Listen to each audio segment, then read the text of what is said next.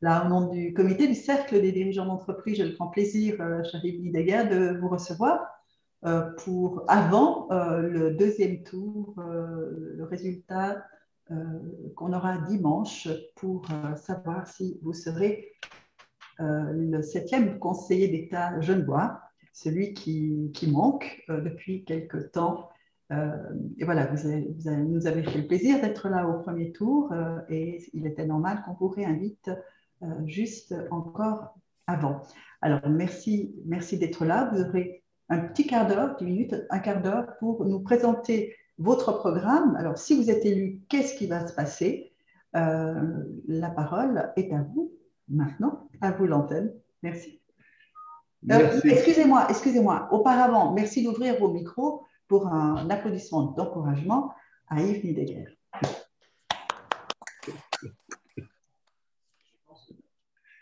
Merci.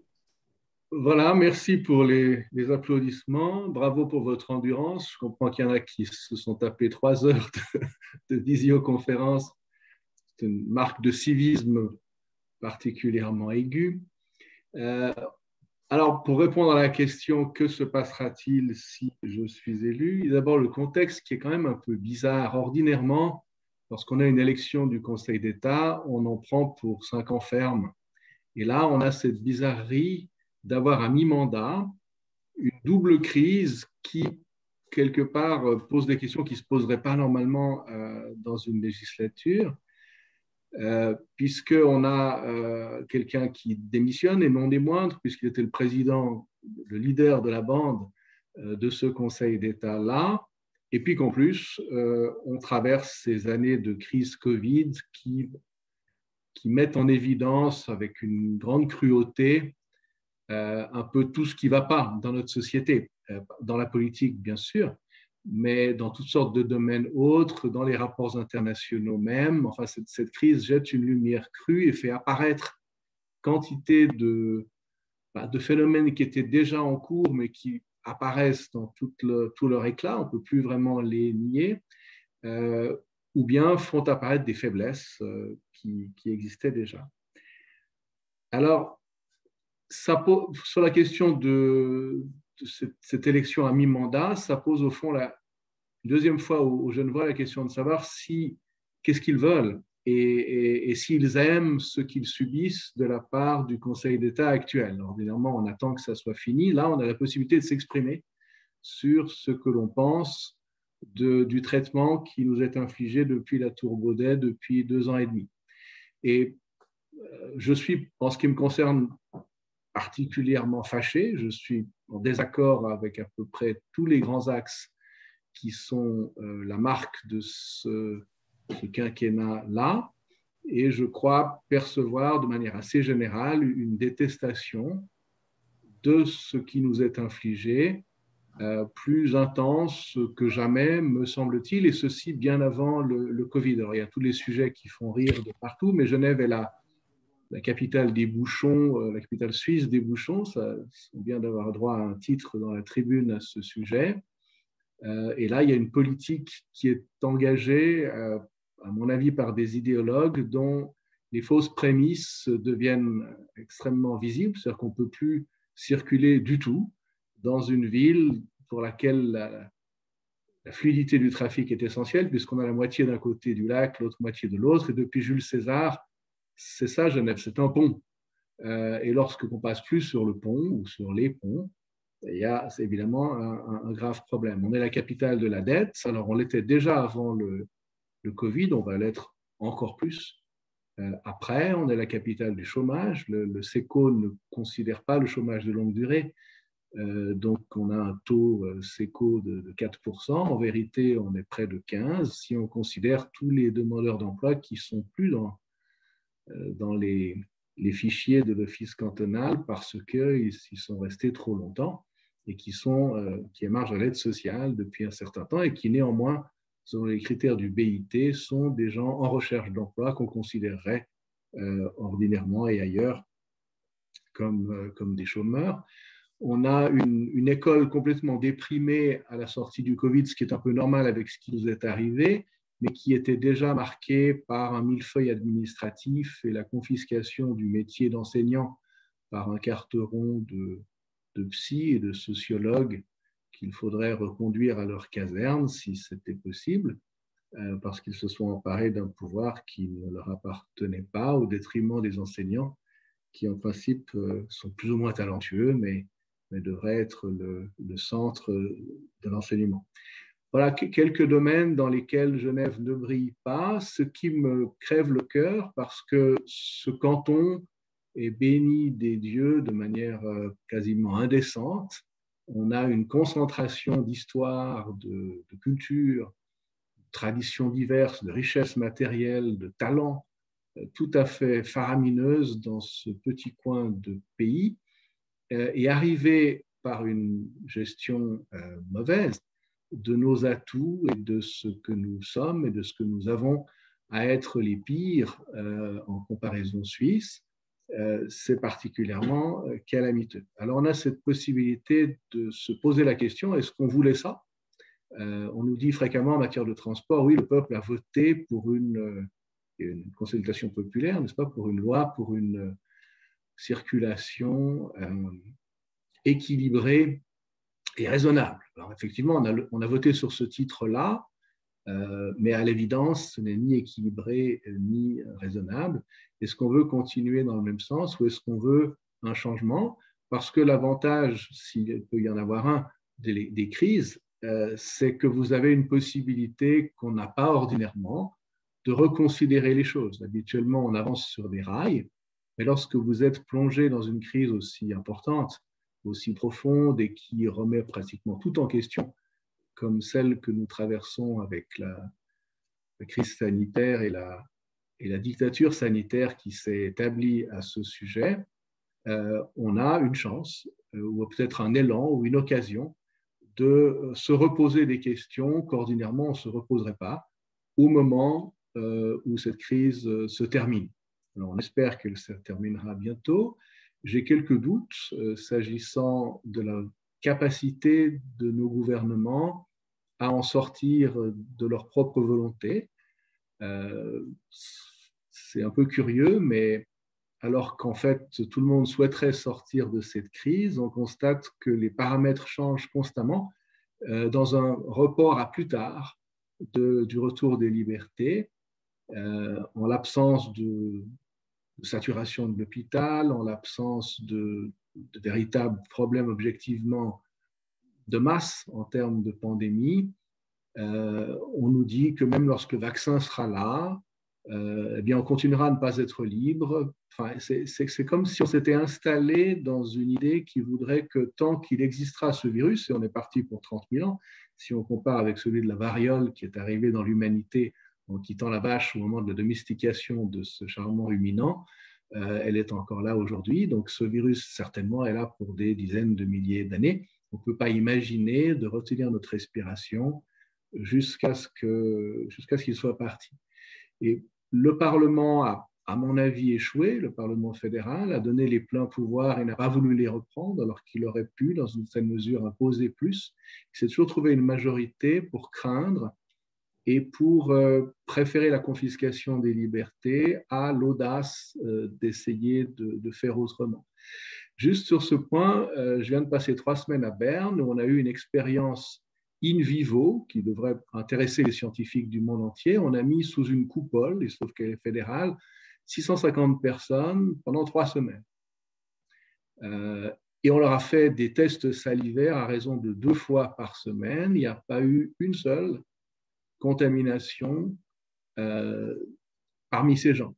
Vous aviez 250 parlementaires, plus tous les membres de l'administration qui tournent là autour, plus des journalistes.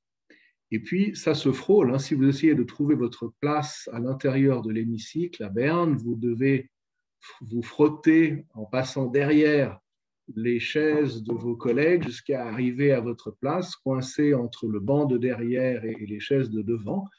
Tout le monde va à la salle des journaux où toute la production papier du pays est offert à la palpation de tous. Il y a un restaurant dans le palais où les gens mangent, on va aux toilettes, on va au fumoir. Enfin, il y a eu un brassage considérable Et ceci nonobstant, il y a eu un seul test négatif le premier jour de la session, qui était le sénateur Uranet, qui a été testé positif et qui donc s'était infecté avant de venir. Mais pendant toutes les 3 semaines, sachant en plus que nous retournions à raison de 3 jours par semaine dans nos pénates pour nous adonner à d'autres brassages de population, 0 contamination dans toute la population concernée, testée très régulièrement pour attester du fait que les contaminations ne sont pas là.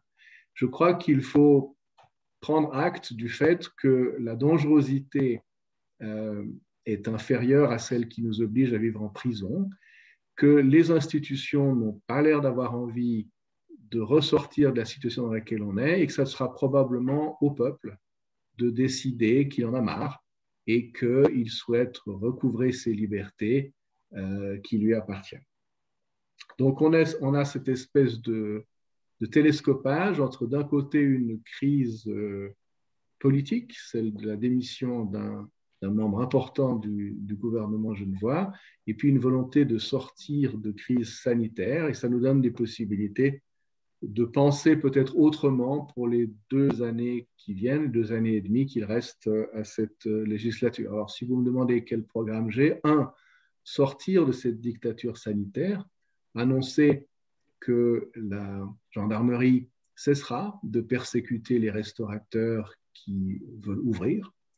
On peut faire la même chose pour le trafic, annoncer que l'on cessera d'amender les 2 roues qui se promènent dans les voies de bus, sous condition bien sûr qu'ils respectent absolument la priorité des ayants droit, les TPG, mais ces voies sont libres la plupart du temps et elles sont sanctuarisées, un peu comme dans l'hindouisme, des choses intouchables. Là, c'est les voies de bus qui sont intouchables, puis également les voies cyclables de dimension aéroportuaire qui sont intouchables.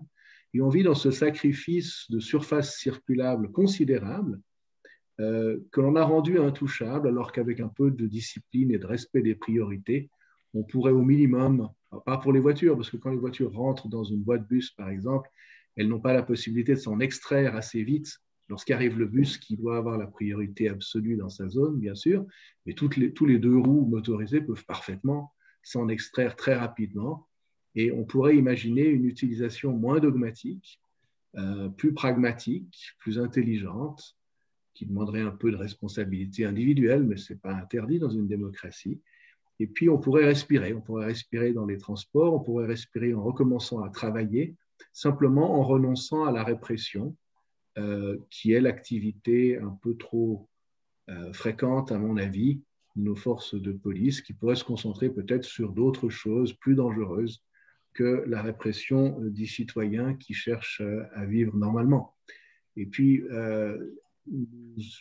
on entend beaucoup de promesses en ce moment de candidats qui disent « Ah, si je vous m'élisez, je ferai telle ou telle chose pour faire en sorte que personne ne manque de rien, aussi longtemps que durera cette crise. » C'est une promesse creuse, à mon avis, parce que ça revient puisqu'il n'y a plus d'argent dans les caisses et qu'on a un passif de 20 milliards aujourd'hui entre ce qu'on doit aux banques, ce que le canton doit aux banques et ce que le canton doit aux caisses de pension de ses fonctionnaires.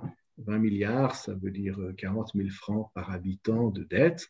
Et promettre quoi que ce soit lorsque les caisses ne sont pas vides, mais à moins 20 milliards, c'est promettre au fond que les banquiers continueront à nous prêter et qu'ils continueront à nous prêter à des taux très bas, ce qui est évidemment une promesse totalement absurde. Personne ne peut promettre pour quelqu'un d'autre. Et le seul moyen, évidemment, c'est de réduire les dépenses. Nous n'avons pas une crise des recettes. Si vous regardez en francs et en centimes, les recettes fiscales n'ont cessé d'augmenter jusqu'en l'an 2000. Maintenant, il y aura sûrement un reflux.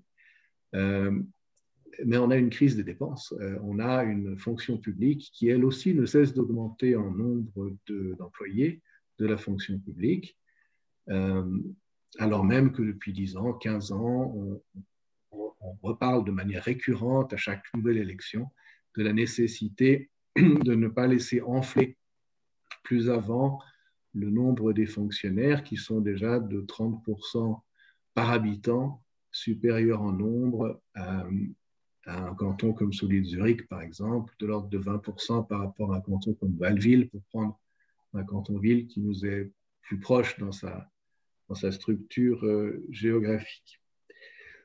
Pour moi, ce sont les grands axes. Il faudra évidemment, dès lors que l'on sortira de cette crise, vont apparaître la fin des RHT, enfin, des perfusions qui sont offertes en ce moment aux entreprises qui n'ont pas à payer tout leur salaire et qui probablement sont pour beaucoup d'entre elles devenues insolvables.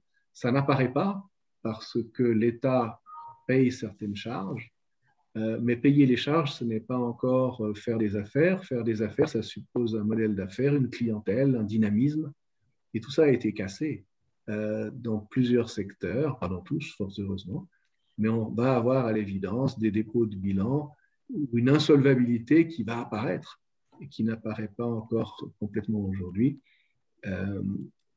même si certaines grandes bijouteries de la rue du Rhône sont en train de dire qu'elles doivent arrêter. C'est probablement symptomatique.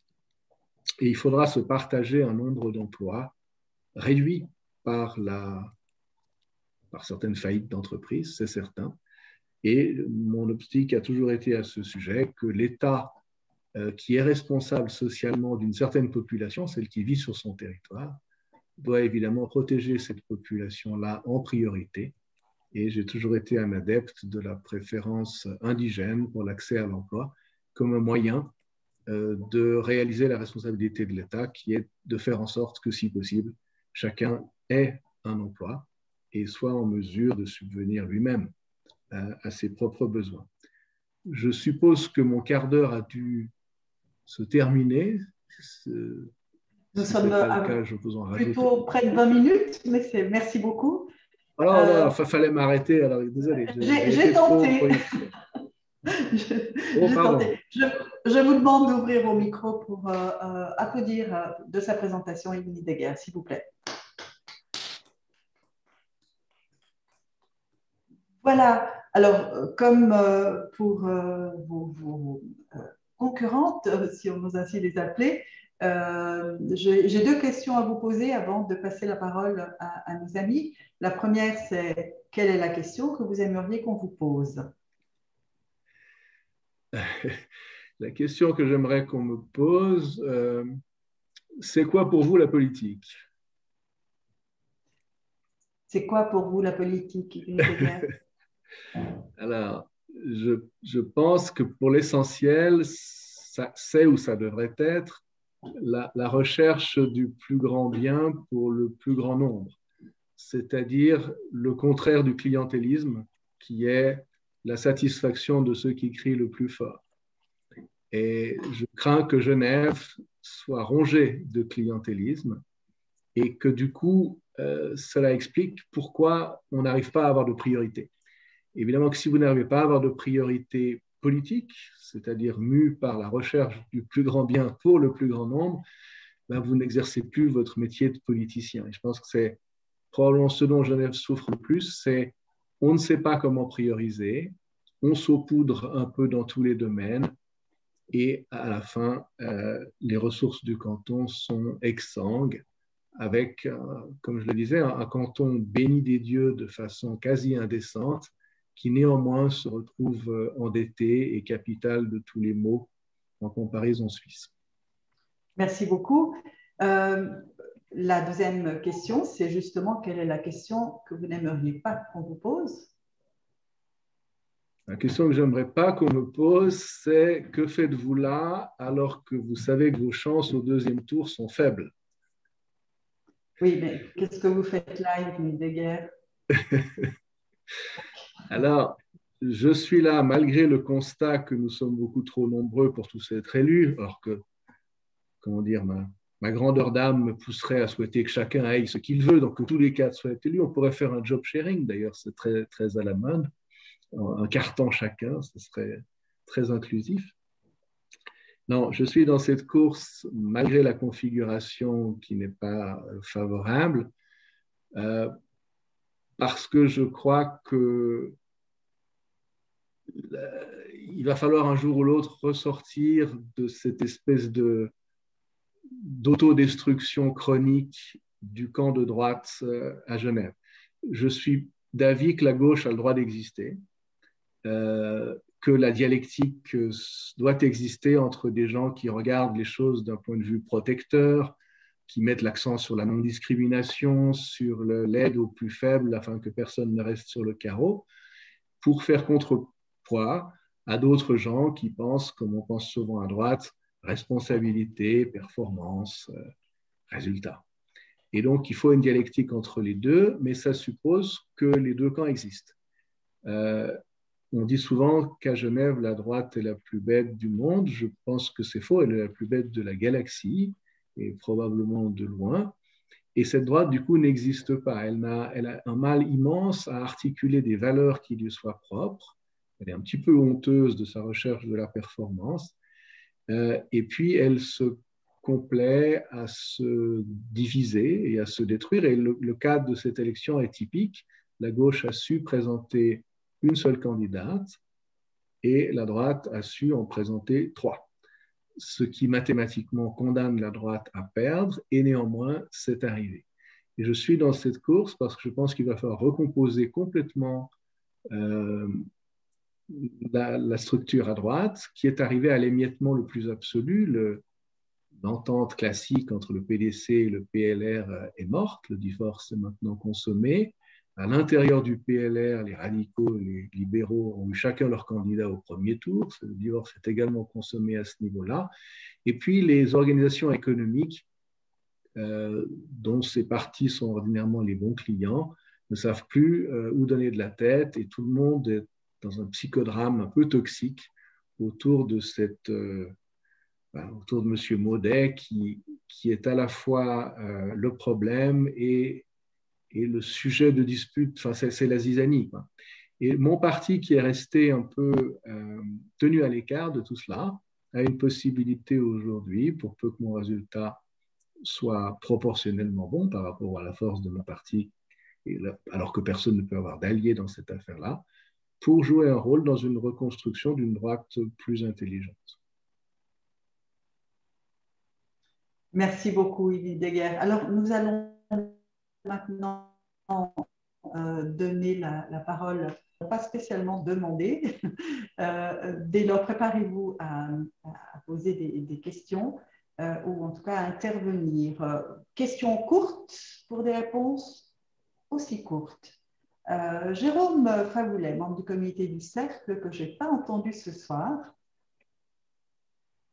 Merci d'être là. Alors, je n'avais pas forcément très bien préparé ma question, mais j'ai une question quand même pour vous. C'est ce plan de relance qu'on va quand même devoir mettre en place. Quelles sont les idées que vous pourriez intégrer dans ce plan de relance qui permettrait de ne pas trop, justement, augmenter la dette?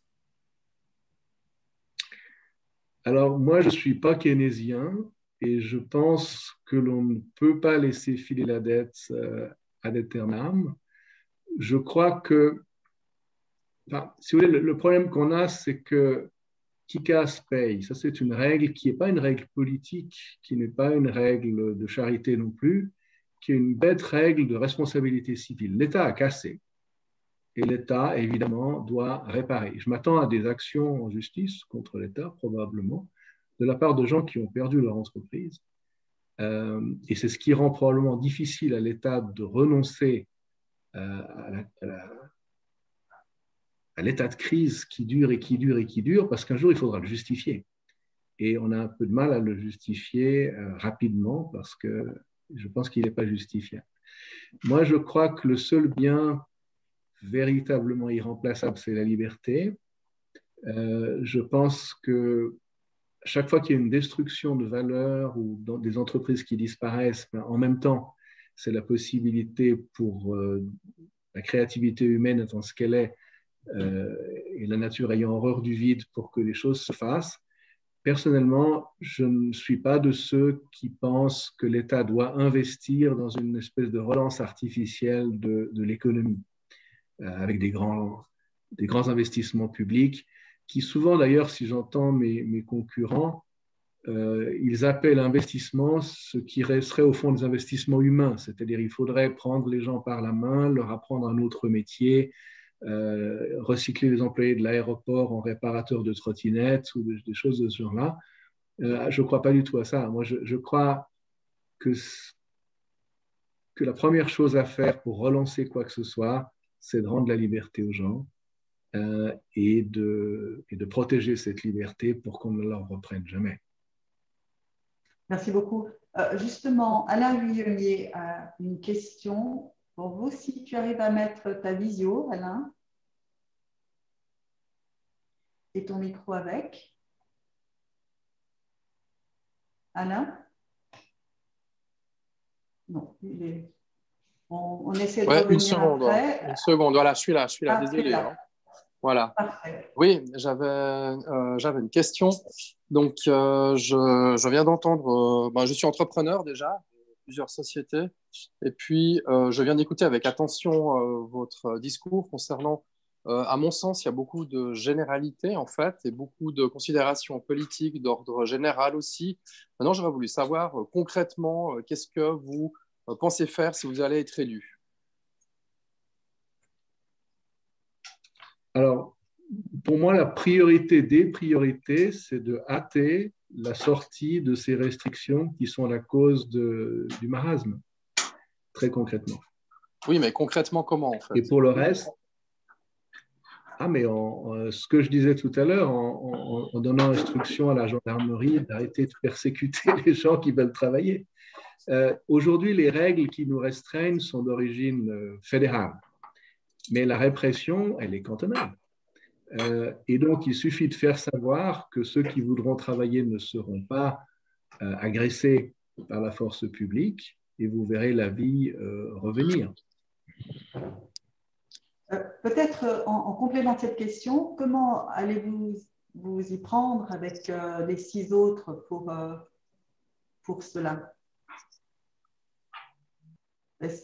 Alors ça, c'est le problème de toutes les personnes qui rejoignent un groupe dans lequel ils sont minoritaires.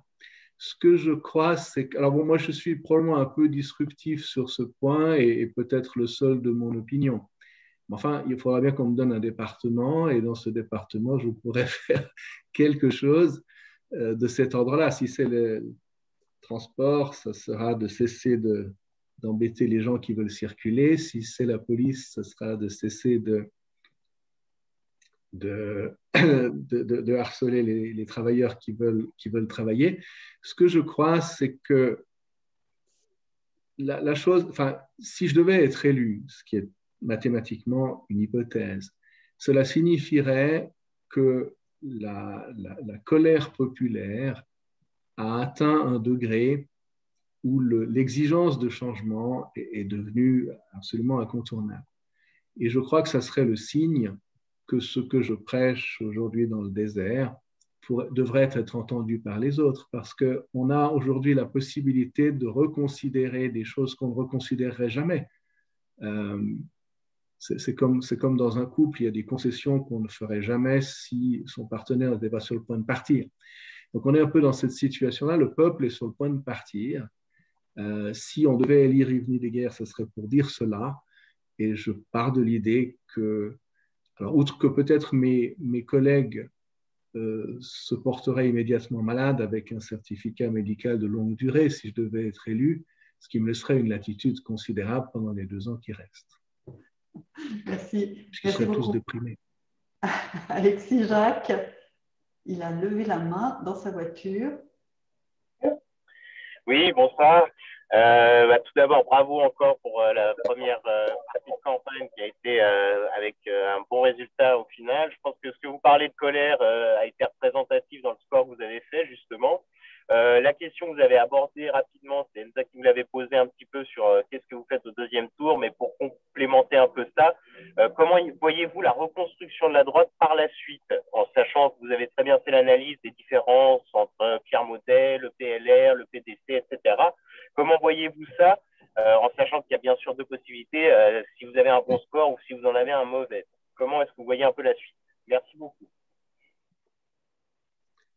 Je vois les choses de la manière suivante. Il y avait cette ancienne entente PDC-PLR qui permettait de rester entre soi en excluant l'UDC de toute alliance. Et bien sûr que pour une élection proportionnelle, ce n'est pas besoin d'alliés. Et donc, j'ai toujours été élu assez facilement, par exemple au Conseil national, à la proportionnelle. Mais si vous avez un certain nombre de partis, et c'est le cas à Genève, sans alliance, vous n'allez jamais réussir à passer l'épaule dans une élection au système majoritaire. Et donc, il y avait une forme de sectarisme de la part du PDC et du PLR consistant à dire on n'étendra jamais l'alliance à l'UDC parce qu'on veut les tenir à l'écart de l'assiette au beurre, tout simplement. Aujourd'hui, cette chose étant cassée, le PDC fait à Genève ce qu'on le voit faire à Berne, c'est-à-dire la création d'un parti du centre en rachetant des startups au centre, comme le PDB ou les Verts libéraux, pour essayer de faire un pôle du centre qui permet, parce que le positionnement du centre a ceci d'avantageux que vous pouvez avoir de l'influence même en étant très petit. Il suffit de déplacer vos troupes un cran à gauche ou un cran à droite, et puis la gauche ou la droite gagne grâce à ce déplacement de troupes. Donc vous pouvez crier victoire pratiquement à chaque coup et c'est très gratifiant. Et tous les nouveaux partis d'ailleurs qui se sont constitués ces derniers temps se sont placés au centre. Et ça serait le cas à l'évidence si M. Maudet continue sa carrière, imaginons qu'il soit élu, il va créer un nouveau parti qui aura certainement le quorum en 2023 et en tant que magistrat, ça lui donnerait assez rapidement, en plaçant ce parti pile poil au centre, la possibilité de peser sur les majorités tout en ayant éventuellement un petit parti. Ça, c'est les vertus du centre. Et c'est d'ailleurs, je pense, pour cette raison, puisqu'on parle d'analyse politique, que le PDC n'avait guère d'autre choix que de se lancer dans la bataille pour marquer le territoire du centre, parce que si M. Maudet arrive à ses fins, le business model du PDC est mort. Il aurait simplement pris la place de cela. Et donc, on se retrouverait avec un PDC qui n'a plus vraiment de modèle d'affaires, on se retrouverait avec un PLR qui serait satellisé autour de M. Maudet. Et donc, ça donne des sueurs froides à pas mal de gens. Ce que je vois à Berne, c'est que au cours de la dernière législature, on avait, alors dans une des deux chambres, et pas dans les deux, mais néanmoins au national, une courte mais effective majorité PLR-UDC, et que ça a permis toutes sortes de choses qui d'ailleurs ne sont plus possibles aujourd'hui depuis que, aux dernières élections, la vague MeToo et la vague Greta ont amené une nouvelle population très à gauche dans l'hémicycle. Je pense qu'à Genève, c'est un peu la même chose. Il y a des gens au PLR qui ont toujours souhaité que l'on puisse trouver une entente avec l'UDC et le PLR sur les questions économiques. Nous sommes en division qui restera bien sûr sur la question européenne, parce que les uns souhaitent, avec Économie Suisse, la plus grande intégration dans l'Union européenne possible, voire même l'adhésion. Si on demande à un PLR, êtes-vous pour ou contre l'adhésion à l'Union européenne, il vous dit je suis contre. Quand vous lui demandez pourquoi, il vous dit parce que le peuple est contre. Et quand vous lui dites et si le peuple était pour, si le peuple était pour, on serait probablement pour aussi. Les socialistes sont plus francs de ce point de vue-là, ils ont mis dans leur programme de parti qu'ils sont pour. Donc, on a un point sur la question européenne qui nous divise, bien sûr, mais ça ne veut pas dire qu'il n'y a pas d'autres points sur lesquels, surtout en compétences genevoises, ce n'est pas le canton de Genève qui fait la politique extérieure de la Suisse. Et donc, si on enlevait un peu le sectarisme et qu'on avait un peu plus la calculette à la main, je pense qu'il y a toutes sortes de sujets comme la fiscalité, une forme de liberté économique ou d'autres sujets sur lesquels il y a de quoi faire une assiette commune sans aucun problème, plutôt que de s'excommunier mutuellement sur cette question européenne. Surtout qu'il y a, si vous regardez un peu dans le passé, il y a toujours eu deux droites en Suisse. Une qui aime les paysans et par conséquent les frontières, parce que sans frontières, vos paysans meurent. Et puis une qui aime plutôt l'industrie d'exportation et qui a horreur des frontières. Et pendant la guerre froide, ces deux droites s'entendaient parce qu'on avait la bolchevisation de la Suisse comme crainte, et donc il y avait au moins un certain nombre de points qui les réunissaient pour cette raison-là. Mais depuis la chute du mur de Berlin, vous avez vu la droite dite économique qui aime plutôt l'exportation et déteste les frontières, et l'autre, la mienne, qui aime les paysans, repartir un peu, parce que le danger ayant semblé s'éloigner, ce qui est une illusion absolue, mais parce qu'on a cru que le danger s'était éloigné, on est un peu retourné à nos divisions. Et ces divisions nous ont divisés assez fortement. Ça devient des psychodrames aujourd'hui, chaque fois que la question européenne est posée. Alors, elle est vraiment très importante, ça, bien sûr, et chacun a son opinion là-dessus et n'en changera probablement pas. Mais ça n'empêche pas qu'il y a d'autres questions que l'on peut traiter ensemble et qui peuvent l'être avec une droite. Je ne pense pas que le PDC aujourd'hui soit véritablement, ait pour ambition d'être un parti de droite. Le PDC a pour ambition d'être un parti du centre. Et vous verrez à Berne, et ça a des effets sur Genève aussi, le deuxième siège PLR au Conseil fédéral être attaqué par le centre dans 2 ans et demi. C'est déjà programmé. Et les choses étant ce qu'elles sont, je pense qu'il y a une possibilité de refaire une droite fondée sur les fondamentaux, c'est-à-dire l'État avec une taille raisonnable, l'État au service des conditions cadres de l'économie, mais pas l'État oppressif qui est devenu une espèce de bonne d'enfant acariâtre qui fout des punitions à tout le monde. Depuis que je suis à Berne, je vois des quantités de lois administratives, par exemple, être votées chaque fois avec des trains de sanctions. On dit toujours, oui, mais si vous mettez une règle quelque part et qu'il n'y a pas de sanctions, eh bien voilà. Et on arrive maintenant à ce que l'État sanctionne, punisse, engueule, moralise, paralyse. Enfin, ça n'a plus rien à voir avec l'État libéral auquel le PLR et l'UDC sont tous les deux attachés.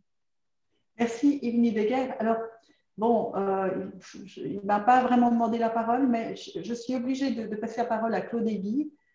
Il va me foudroyer du regard, mon mari, parce que sur ce que vous venez de dire, moi j'aimerais bien entendre l'analyse au niveau de la droite. Est-ce que le PLR, le PDC, tout ça, ça va se rabibocher avec l'UDC? Un mot là-dessus?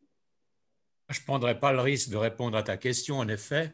On en reparlera dès lundi. J'écoute l'analyse d'Yves Nideguer. Vous pourriez, parce que quelque part vous êtes très engagé, vous aimez être excessif, mais vous êtes un excellent politologue compte tenu de votre culture politique. Et si un jour vous deviez réorienter vos activités, prenez une certaine distance précisément pour vous livrer aux analyses, parce qu'elles sont correctes, on peut ne pas les apprécier, mais elles sont correctes. Mais j'ai une question à vous poser. Que pensez-vous des règles du 2e tour ? Parce que vous avez été candidat un peu malgré vous. Le parti, moi j'ai compris que politiquement, le parti avait une raison dans ce contexte-là, enfin il avait sa raison, mais vous-même, précisément parce que vous souhaitez que la droite ne commette pas toutes les erreurs possibles, ne les multiplie pas et qu'il aurait été préférable de ne pas d'avoir que 2 candidats. Et tout le principe, toute l'organisation, tout le règlement du 2e tour, est-ce que vous pensez que c'est normal d'avoir autant de candidats, quel que soit le nombre de voix que l'on obtient? Est-ce que vous pensez que l'on peut raisonnablement avoir de nouveaux candidats sur des listes inattendues? Je ne porte aucun jugement, je ne vise pas Mme Bachmann, parce que indiscutablement, elle a un profil de qualité, mais sur le principe de cette organisation du 2e tour, quel est votre avis? Puis la longueur entre le 1er et le 2e tour, le temps qui passe, on est loin des délais en France. La réponse en 30 secondes. Écoutez, je pense que c'est ce 2e tour où tout est possible et on a presque autant de candidats au second qu'au premier, contrairement au système français où vous auriez les 2 premiers qui se présenteraient. Ça fait partie des nombreux errements de la constituante. On a commis une erreur qui a été d'avoir des constituants qui nous ont coûté aussi cher qu'un grand conseil et qui ont produit à peu près rien, sauf quelques inepties dans celle-là. Merci beaucoup. Parce que si on a 2 tours qui se ressemblent, même avec le nombre des candidats, autant n'en avoir qu'un. En effet. En boutade, Pierre Maudet disait la semaine dernière, lorsqu'il était ici à votre place, la prochaine fois, je ne me présente qu'au 2e tour. Donc, Marisa, tu avais une interrogation. Bonjour Monsieur Nideguer, bonjour à tous. Je suis arrivée un tout petit peu en retard, mais j'ai entendu que vous avez dit que pour vous, cette gestion répressive des attitudes face à ces directives Covid n'était pas tout à fait, à votre sens, correcte, puisque j'ai cru entendre que vous n'étiez pas d'accord avec les chiffres de l'évolution de cette situation. Peut-être que je me trompe, mais j'ai cru comprendre ça. Et vous avez dit une phrase qui m'a interpellée en disant il faut que le peuple décide d'en sortir. Et ma question est, sachant quelles sont les répressions aujourd'hui en place lorsque quelqu'un désobéit aux directives, comment le peuple doit-il faire pour sortir de là? Et Alors, quel est le poids d'une décision cantonale face aux directives fédérales? Alors, il y a un moyen institutionnel qui est de voter contre la loi Covid le 13 juin, puisqu'un référendum a été lancé contre cette loi, et que si ce référendum devait aboutir à la destruction de la loi, ben, il n'y aurait plus la base légale à partir de laquelle toutes ces restrictions de liberté nous sont imposées. En droit suisse, on peut tout à fait restreindre des droits fondamentaux, mais à la triple condition d'avoir une base légale, de poursuivre un intérêt public et de respecter la proportionnalité. Ce que je pense quand je trouve que nous ne devrions pas obéir aujourd'hui à ce qui nous est imposé, c'est que même si la base légale est là, en sursis, peut-être sera-t-elle détruite en juin, enfin je l'espère pour ma part, la proportionnalité très souvent n'y est pas du tout.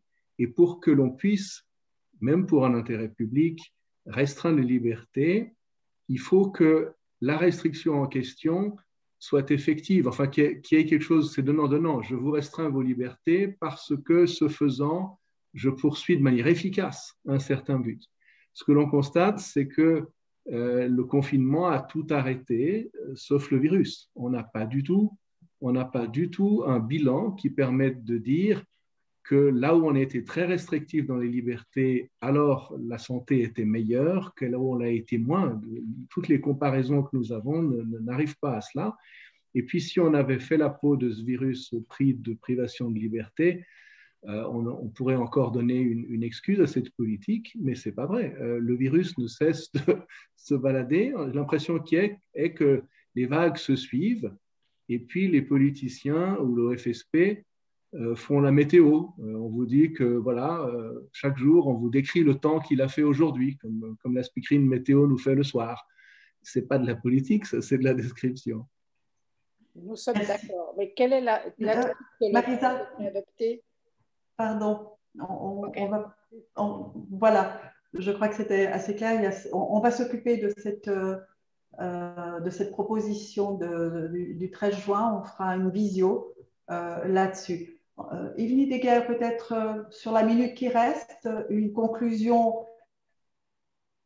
Rappelez-nous pourquoi il faut voter pour vous dimanche prochain.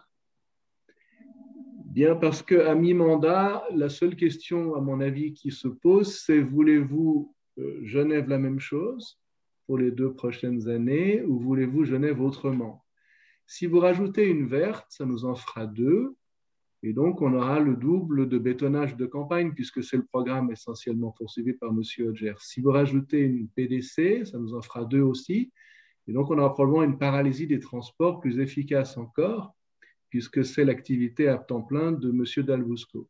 Et puis, si vous réintégrez le patron, parce qu'il a quand même été le président de ce Conseil d'État, vous avez évidemment la garantie du statu quo. S'il y a un candidat que l'on peut juger sur son bilan, c'est bien celui-là. Je crois être le seul à avoir au moins la velléité, la volonté et sincèrement, je crois, la capacité d'un changement. Et la question de fond, c'est ça. Est-ce que vous êtes satisfait ou est-ce que vous voulez tenter autre chose? Nideguer, merci 1000 fois. Je vous demande d'ouvrir vos micros pour un chaleureux applaudissement à Nideguer. En vous souhaitant beaucoup de plaisir encore sur votre campagne jusqu'à dimanche. L'enregistrement s'arrête maintenant.